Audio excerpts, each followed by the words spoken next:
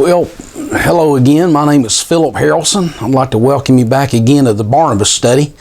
And maybe out of curiosity, I don't know if you're curious or not, but I was looking at some of the editing process of it, and I realized I don't have a cool I do have one right here, but I'm not using it. And I don't have cool lights. I look at my forehead and it's quite bright and shiny. And so anyways, maybe one of these days I'll be able to upgrade and have better quality video. Behind me are some bookshelves, and those bookshelves have a lot of sentimental value to me.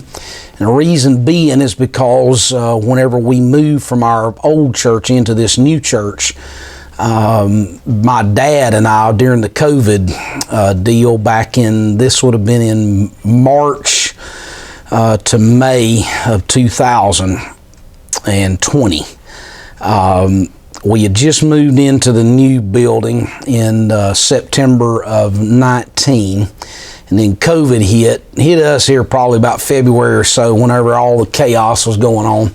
And so there were about 24 pews that we had in the old sanctuary. And so what I did was I took all those pews and I took them apart, and the bulk of them, I think 20 of them, I literally manhandled those things, took them all apart, put them on the back of a trailer, and drove them out to my parents' house.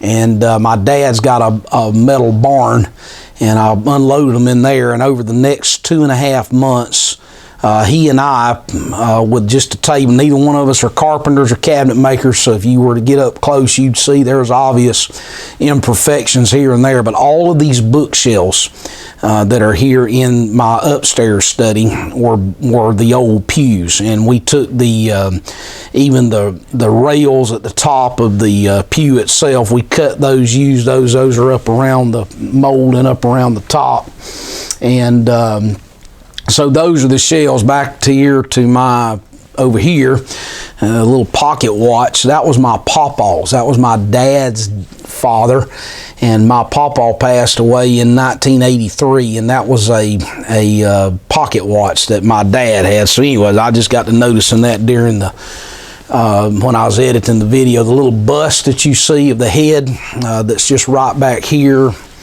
over here, that's William Tyndale. And I mentioned yesterday that Sarah Butler had sketched me out a picture of William Tyndale. He was the first translated the English Bible.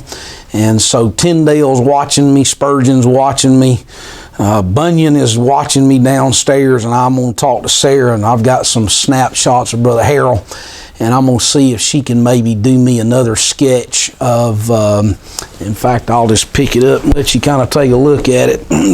Sarah did a very good job with this. This is a William Tyndale.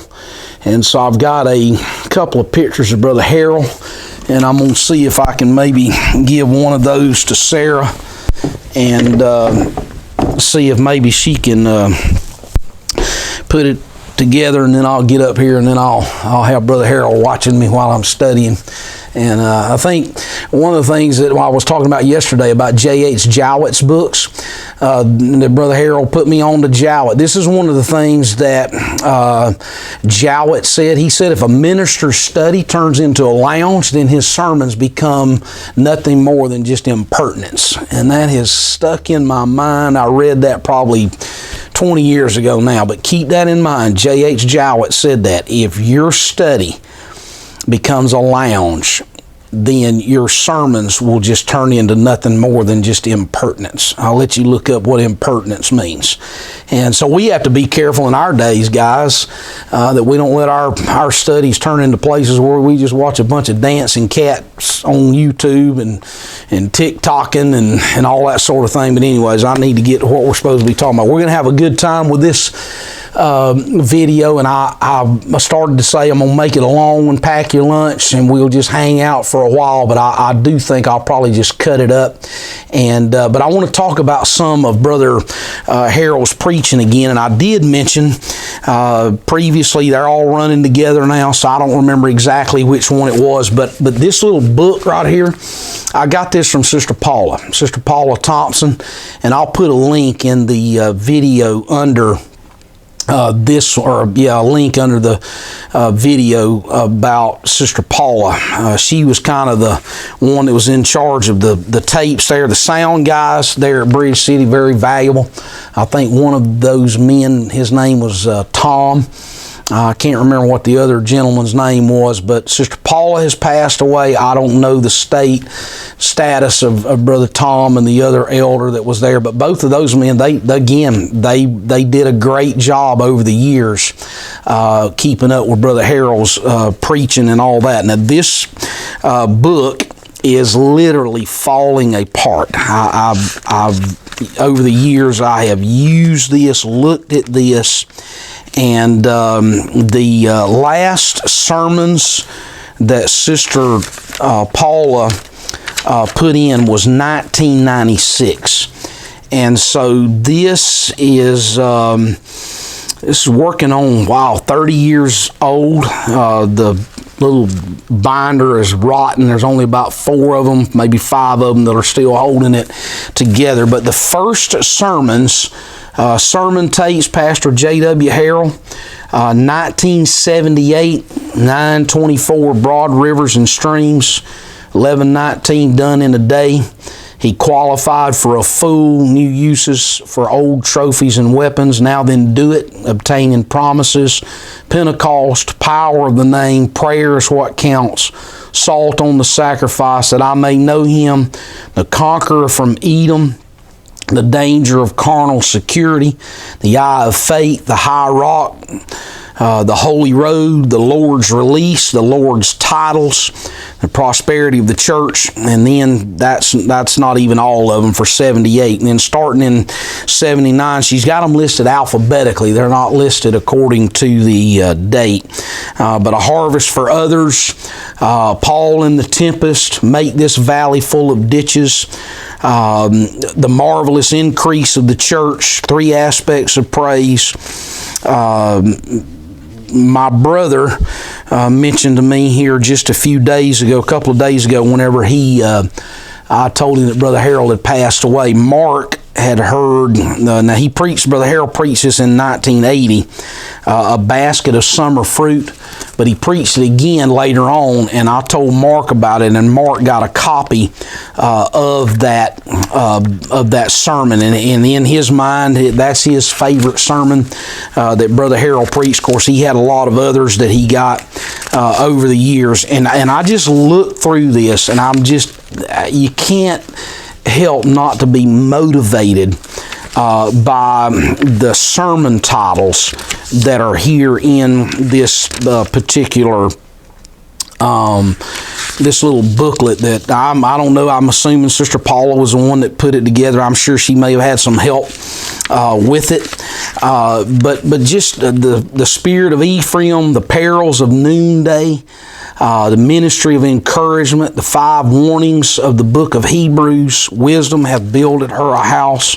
Paul said it, stay in Crete, the noble penalties of life, the peril of worshiping Jesus. Again, these were just sermons that Brother Harrell over the years that he preached there. This is a big one. I'm going to spend some time talking about this one in one of the future videos, but consistency. And then there was another sermon that he preached that was called the Jewel of Consistency. Another thing that Brother Harrell would do, and I'm going to leave this in for a later part, he would preach series. And sometimes what he would do was he would take sermons that I don't know if they were his favorite sermons or if they were people in the church that would ask him, hey, can you preach this particular sermon, and so on. And so I'll get into some of that, some of the favorite sermons that he preached. He did a series in 12 of them in 1994. He did another series. I'll get into that one. That was in 94 as well. And so we'll talk about some of those. But anyway, again, this was in the back of the little one that Sister Paula sent to me, and this was printed out. And now here's the way that it is. Now this program right here was the one that Daryl designed, and I use this program. It's got the service Sunday AM, PM, Wednesday PM, the date, the number of the sermon. He also had it where you could have the sermon text, or if it was a special event, what category that it fell into. Darrell did a fantastic job with that program, and I think it lasted up till maybe Windows 8 or 9, maybe not that far, Windows XP, I can't remember. But it got to a point where it wouldn't work. You couldn't get it to load on your computer. And so anyways, I thought I would just kind of talk to you about some of that, because I have mentioned this several times, and we'll talk about this a little bit more. So anyways, again, thank you for stopping by. And again, I hope you are inspired. If you're a preacher, I hope that some of these things that we're talking about Brother Harrell can just inspire you to do the will and purpose of God in your life. So again, thanks for stopping by, and I'll see you next time around.